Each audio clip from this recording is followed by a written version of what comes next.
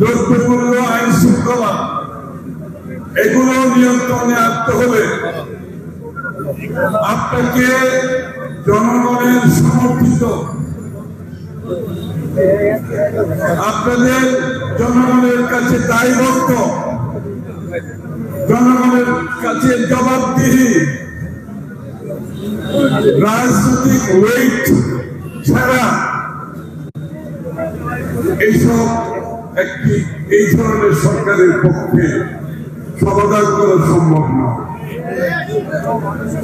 এটা সম্ভব হবে জনগণের সমর্থিত একটি নির্বাচিত সরকারের পক্ষে, যাদের রাজনৈতিক ওয়েট আছে, রাজনৈতিক সমর্থন আছে, জনগণের সমর্থন আছে, এবং সেই সরকারের যদি সদিচ্ছা থাকে, যেটা আমরা বিএনপির বিগত দিনে দ্রব্যমূল্যের ব্যাপারে দেখেছি, বিএনপি সরকারের বিগত দিনে আইন শৃঙ্খলার ব্যাপারে দেখেছি, কিন্তু শেখ হাসিনার সময় দেখি নাই। কেন দেখি নাই? শেখ হাসিনা নির্বাচিত ছিল না, সেই কারণে শেখ হাসিনার সময় দ্রব্যমূল্য নিয়ন্ত্রণের বাইরে চলে গেছে। আইন শৃঙ্খলা বলতে তার কিছু ছিল না, এটা বলার দরকার নেই। খুন, গুম, হত্যা, মিথ্যা মামলা এগুলো তো অব্যাহত ছিল। সুতরাং জনগণের দ্বারা একটি নিরপেক্ষ নির্বাচনের মাধ্যমে নির্বাচিত সরকার ব্যতীত এই ধরনের সমস্যার সমাধান সহজ হবে না। যেই সরকার জনগণের কাছে দায়বদ্ধ থাকবে না, জনগণের কাছে জবাবদিহি থাকবে না, যেই সরকারের এমপি মন্ত্রীরা, সেই দলের নেতা কর্মীরা প্রতিদিন প্রতিনিয়ত জনগণের কাছে জবাবদিহি থাকতে হবে। এই জন্য গণতন্ত্রের মূল মন্ত্র হচ্ছে নির্বাচন হচ্ছে গণতন্ত্রের বাহক। নির্বাচনের মাধ্যমে জনগণের সরকার প্রতিষ্ঠিত হলে আপনারা দেখবেন এই ধরনের সমস্যা, আইন শৃঙ্খলা, দ্রব্যমূল্য ক্রমান্বয়ে একটা সহিষ্ণু অবস্থায় ফিরে আসতে হবে। আমার দ্বিতীয় বিষয় হচ্ছে নির্বাচনের রোডম্যাপ। আমি সেই কোথায়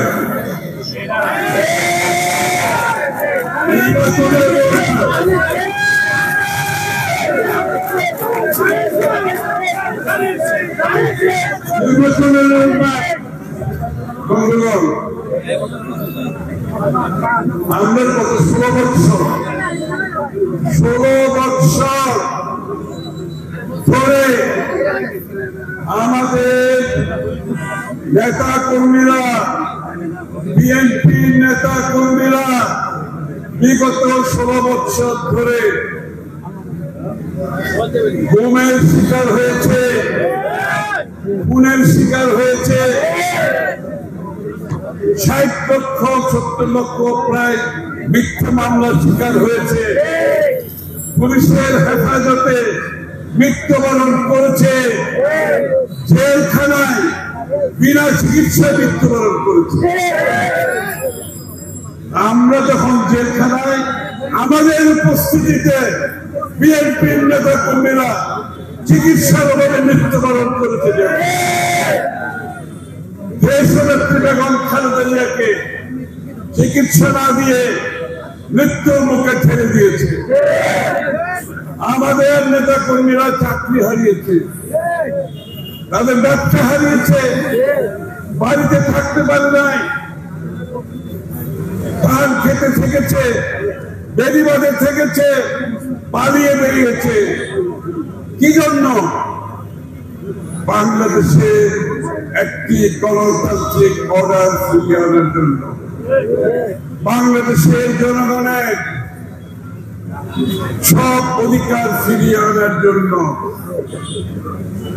বাংলাদেশের জনগণের মালিকানা ফিরিয়ে আনার জন্য আজকে এই যে জুলাই অগাস্টে আন্দোলনের কথা বলা হচ্ছে, জুলাই অগাস্টে যারা সংগ্রাম করেছে, আন্দোলন করেছে, তাদের প্রতি আমার শ্রদ্ধা থাকলো।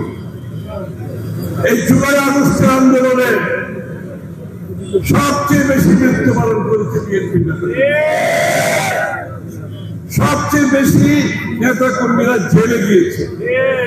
আমি যখন জেলে শেখ হাসিনার পতনের সময়, তখনও ৫-৭ হাজার শুধুমাত্র ওই কেরানীগঞ্জের জেলে। আমি যখন জেলের ভিতরে, তখন আসলে ৫-৭ হাজার বিএনপি নেতা কর্মী, সবচেয়ে বেশি জেলে গেছে বিএনপি নেতা কর্মী, সবচেয়ে বেশি পঙ্গু হয়েছে এই জুলাই অগস্টের কথা বলছি। আমি ১৬ বছরটা তো বললাম, কিন্তু জুলাই অগস্টের হিসাব দরকার। সবচেয়ে বেশি পঙ্গু হয়েছে বিএনপি নেতা কর্মী। এখনো সংখ্যার দিক থেকে হাসপাতালে আছে সবচেয়ে বেশি বিএনপি নেতা। সুতরাং এই জন্য বলছি জুলাই অগস্টের কথা। যারা ১৬ বছরে এই ত্যাগকে অস্বীকার করে, যে ত্যাগের মাধ্যমে এই বিএনপি নেতা কর্মীরা জোরে পুরে খাঁটি সোনায় পরিণত হয়েছে, আর জুলাই অগস্টের ৩৬ দিনের আন্দোলনে সেখানেও সবচেয়ে বেশি ত্যাগ স্বীকার করেছে বিএনপি নেতা। এই কথাটা আলাদাভাবে আমি বলতাম না। কেন বলছি? কারণ তারেক রহমান সাহেব পরিষ্কার ভাবে বলেছে, শেখ হাসিনার পতনের পিছনে আমরা সবাই মিলে ঐক্যবদ্ধ ভাবে সেটা করেছি। কিন্তু আবার নতুন বয়ান, কিছু কিছু যখন নতুন বয়ান সৃষ্টি হয়, ওই বয়ান কি বলে? ওই ১৬ বছরের কথা নাই, আর ওই বয়ানে ৩৬ দিনে বিএনপির নেতা কর্মীদের অবদানের কোনো কথা নাই। ওই বয়ানে কিছু ছাত্র নেতা কথাবার্তায় মনে হয় তারা পুরো আন্দোলন থেকে হাইজ্যাক করে দিয়েছে। কিন্তু আমরা তো হাইজ্যাক করতে চাই না। সবচেয়ে বেশি অবদান বিএনপি থাকা সত্ত্বেও দেশনেত্রী বেগম খালেদা জিয়ার চেয়ে বড় অংশগ্রহণ কেউ করে নাই। তারেক রহমান থেকে বেশি অবদান কাজ রয়েছে, তিনি সমস্ত বাংলাদেশকে একত্রিত করে এই আন্দোলনকে সফল পরিণতির মাধ্যমে শেখ হাসিনার বিএনপির নেতা কর্মীদের কথা বললাম। কিন্তু আমরা তো এই আন্দোলনকে হাইজ্যাক করতে চাই না। আমরা এখনো বলছি এই আন্দোলনের সফলতা বাংলাদেশের মানুষের, এই আন্দোলনে অবদান বাংলাদেশের মানুষের অবদান। এই আন্দোলনের কারণ ছিল একটি গণতান্ত্রিক অর্ডার বাংলাদেশে ফিরিয়ে আনা। আজকে সেই মুহূর্তে আমরা দাঁড়িয়ে আছি, সেই মুহূর্তের সম্মুখীন হয়েছি। কিন্তু আমরা যা দেখতে পাচ্ছি সেটা ভালো লক্ষণ নয়। ওই যারা আন্দোলনকে হাইজ্যাক করেছে তাদের সাথে আবার কিছু লোকজন যারা আগামী নির্বাচনে জনগণের উপরে রাস্তা রাখতে পারছে, জনগণের উপর বিশ্বাস রাখতে পারছে না। আসলে কতটুকু গণতন্ত্রে বিশ্বাস করে সেটাও সন্দেহজনক। এবং তাদের সাথে সাথে আজকে যেটা সরকার আছে সেটা আমাদের সকলের সমর্থন পুষ্ট সরকার। আমরা সবাই মিলে এই অভ্যন্তরীণ এই আন্তর্বর্তীকালীন সময়ে আমরা এই সরকার গঠনকে সমর্থন দিয়েছি, যাতে করে স্বৈরাচার ফ্যাসিস্টের পতনের পরে বাংলাদেশে গণতান্ত্রিক অর্ডার ফিরিয়ে আসার জন্য একটি সাময়িক সরকার দরকার, যারা এই প্রক্রিয়াকে ত্বরান্বিত করে একটি সুষ্ঠু নির্বাচনের মাধ্যমে শান্তিপূর্ণভাবে আগামী দিনের নির্বাচিত সরকারের হাতে ক্ষমতা তুলে দেবে। কিন্তু সেইখানে এই সরকারের মধ্যে জনগণ যদি তাদের কার্যক্রমে তাদের নিরপেক্ষতার বিষয়ে জনগণের মনে যদি কোনো সন্দেহের উদ্রেক ঘটে সেই দায়িত্ব তাদেরকে দিতে হবে। জনগণ যদি তাদের উপর আস্থা হারিয়ে ফেলে সেই দায়িত্ব তাদেরকে নিতে হবে। জনগণ যদি তাদের উপর বিশ্বাস হারিয়ে ফেলে সেই দায়িত্ব তাদেরকে নিতে হবে। সুতরাং আমরা এখনো ঐক্যবদ্ধভাবে জাতি হিসাবে এই গণতন্ত্রের উত্তরণের যে প্রক্রিয়া তার মাধ্যমে বাংলাদেশের জনগণের মালিকানা জনগণকে ফিরিয়ে দেওয়ার জন্য ঐক্যবদ্ধভাবে চেষ্টা করতে হবে। আর ইতিমধ্যে পথিমধ্যে যদি কোনো বাধা সৃষ্টি হয়, এই যে বিএনপির নেতা কর্মীরা যারা জোরে করে থাকি শোনা হয়েছে তারা কিন্তু কেউ বাড়ি ফিরে যায়নি, ঠিক আছে? কেউ বাড়ি ফিরে যায় না।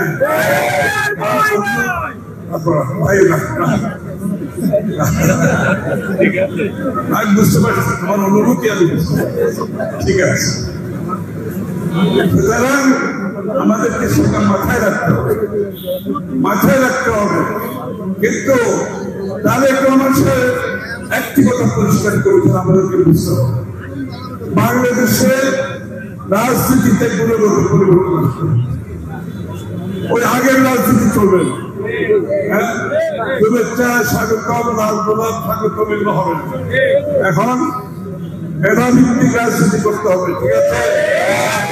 এখন আচার আচরণের কথাবার্তার মধ্যে নিজের দলের ভাবমূর্তি ক্ষতি হয় এরকম কোন কাজ করা যাবে। আমরা কি করছি? আমরা কিন্তু অনেক কিছু সহ্য করছি, আপনারা লক্ষ্য করেছেন। আমরা সবচেয়ে বড় দল হয়েও আমরা কিন্তু অনেক কিছু সহ্য করে যাচ্ছি। আমরা কিন্তু বাংলাদেশের রাজনীতিতে একটা নতুন সংস্কৃতি সৃষ্টি করার জন্য সেই প্রক্রিয়ার মধ্যে আমরা এখন আছি। সুতরাং সহ্য করতে হবে, সহনশীল হতে হবে, অপরের মতামতের উপর আপনাকে সম্মান জানাতে হবে। আমি দ্বিমত পোষণ করতে পারি, কিন্তু সম্মান জানাতে হবে। সুতরাং বন্ধুগণ, এই যে রাজনীতি, এই যে 31 দফার সংস্কারের যে রাজনীতি, সেটা তো সংস্কারের কথা। আমাদের কেউ সংস্কারের কথা বলে 7 বছর আগে দেশনেত্রী বেগম খালেদা জিয়া মিশন প্রার্থীর মাধ্যমে যে সংস্কারের কথা বলেছেন, আজকে নতুন নতুন কথা শুনতেছি অনেকের কাছে একই কথা, কি যেটা 7 বছর আগে বিএনপি বলছে। 1.5 বছর আগে তারেক রহমান সাহেব বিএনপি এবং আমাদের সাথে যুগপৎ আন্দোলনে যারা ছিল সবাইকে নিয়ে আলোচনার দীর্ঘ আলোচনার পরে 31 দফা সংস্কারের প্রস্তাব দিয়েছে 1.5 বছর আগে। আর এখন ওনারা আমাদেরকে আজকে সংস্কারের গল্প শোনাচ্ছে, সংস্কারের গল্প শোনাচ্ছে। আরে বাংলাদেশের জিয়া রহমান সাহেব থেকে শুরু করে এই পর্যন্ত বাংলাদেশে তো যত সংস্কার হয়েছে এগুলো বিএনপি আন্দোলন। আগামী দিনে যে সংস্কার হবে এটাও বিএনপি। 31 দফা সংস্কার আমরা জাতির কাছে প্রতিজ্ঞাবদ্ধ। আমরা 31 দফা বাস্তবায়নের লক্ষ্যে প্রতিটি জেলায় জেলায় আমরা রোড শো করতে বলছেন না? এখানে 31 দফা হয়েছে, শুনছেন? জনগণকে বলতেছেন, বলতে হবে যে এটা যারা সংস্কারের গল্প বলে তাদেরকে বুঝাতে হবে তোমাদের অনেক আগে সংস্কারের চিন্তা বিএনপি করেছে, খালেদা জিয়া করেছে, জিয়া রহমান করেছে, আগামী দিনের সংস্কারও বিএনপি করবে। এটা জনগণের কাছে পৌঁছে দিতে হবে। আর একটি কথা বলতে চাই, আমার বক্তব্য দীর্ঘায়িত করতে চাই না আমি, সেটা হচ্ছে নির্বাচনের জন্য এই প্রস্তুতি নিতে হবে। প্রতিটি এলাকায় ধানের শীষের জোয়ার সৃষ্টি করতে হবে। ইনশাআল্লাহ আমি আপনাদেরকে বলতে চাই, বাংলাদেশের জনগণ বিএনপির রাজনীতি হচ্ছে বাংলাদেশের জনগণের উপর আস্থার রাজনীতি। বিএনপির রাজনীতি হচ্ছে বাংলাদেশের জনগণের বিশ্বাসের উপর রাজনীতি। বিএনপির রাজনীতি হচ্ছে স্বাধীন সার্বভৌম বাংলাদেশ গড়ার রাজনীতি। বিএনপির রাজনীতি উৎপাদনের রাজনীতি। বিএনপির রাজনীতি উন্নয়নের রাজনীতি। বিএনপির রাজনীতি হচ্ছে আমাদের সকলকে নিয়ে বাংলাদেশি জাতীয়তাবাদের ভিত্তিতে ধর্ম বর্ণ নির্বিশেষে সবাইকে নিয়ে ঐক্যবদ্ধভাবে রাজনীতি করার রাজনীতি। এই জন্য আমাদেরকেও মানসিকভাবে প্রস্তুতি থাকতে হবে। ওই পুরনো রাজনীতির কাছ থেকে বেরিয়ে আসতে হবে। মানুষের প্রত্যাশা বুঝতে হবে, মানুষের আকাঙ্ক্ষা বুঝতে হবে, মানুষের নতুন চিন্তা করছে, নতুন ভাবনা করছে, সেটা বুঝতে হবে এবং সেটা বুঝে সেইভাবে আমাদের রাজনীতি পরিচালিত হতে হবে। আমাদের সবাইকে নতুন চিন্তায়, নতুন ভাবনায় আগামী বাংলাদেশ করতে হবে। বিএনপির রাজনীতিকে সেদিকে নিয়ে যেতে হবে, যেটা তারেক রহমান সাহেব প্রতিনিয়ত বলেছে, আমাদেরকে সেভাবে করতে হবে। দলের বদনাম হয় এমন কোনো কাজ করা যাবে। আমরা 600 দলের উপরে বিএনপির নেতা কর্মীকে বহিষ্কৃত করেছি, তাদের বিরুদ্ধে বিভিন্ন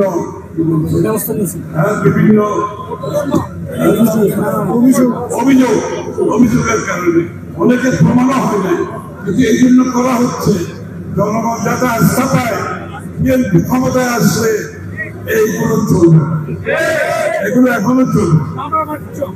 এবং যারা এইসবে জড়িত থাকবে তাদেরকে দল থেকে শুধু বের করা যাবে না, আগামী দিনে বিএনপি ক্ষমতায় আসলে তাদেরকে জেলে পাঠিয়ে দেওয়া হবে। এখানে কোনো কম্প্রোমাইজ নেই। আগামী দিনের রাজনীতির স্বার্থ জনগণের সমর্থন পুষ্ট, জনগণের আকাঙ্ক্ষা পূরণের রাজনীতি করতে হবে। পকেট করার রাজনীতি বিএনপিতে করা চলবে। আমরা মানুষের দিকে রাজনীতি করতে আসছি, নেওয়ার জন্য না। সুতরাং সাবধান, যারা বাইক থেকে এসে আমাদের কোন লোকজনকে প্রভাবিত যাতে করতে না পারে। ইনশাআল্লাহ আমরা যদি সেটা করতে পারি, আগামী বাংলাদেশ জিয়াউর রহমানের স্বপ্নের বাংলাদেশ, বেগম জিয়ার বাংলাদেশ, তারেক রহমানের বাংলাদেশ আমরা করতে পারবো। সবাইকে ধন্যবাদ।